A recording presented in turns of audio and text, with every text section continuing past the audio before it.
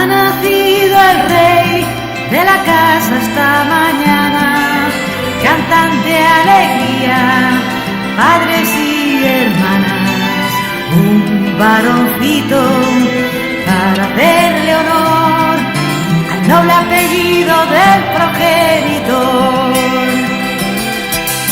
Al cumplir 2 años su papá le ha regalado un juguete bélico, un trenecito eléctrico, pero a él le gusta más jugar a cocinitas.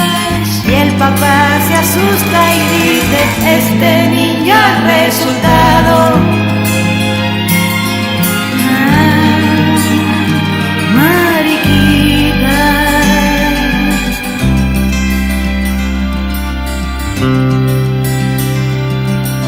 Al cumplir los 8 ha sido abofeteado, pues viendo Pinocho el tonto ha llorado y se lo tienen recalcado bien, que llorar está reservado a la mujer. Y una vez forjando entretenido en cañamazo, por su madre sorprendido realiza un estacazo. Al padre escandaliza por dejarse una melena y le da una paliza y le castiga sin la cena.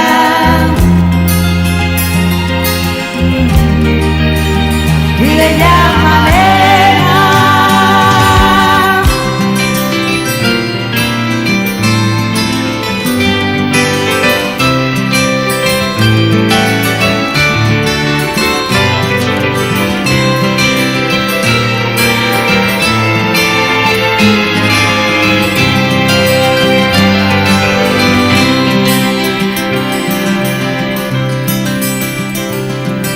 Obligan a ir a la mili voluntario, limpiará letrinas el pobre a diario. La disciplina lo ha de transformar en hombre con el uniforme militar.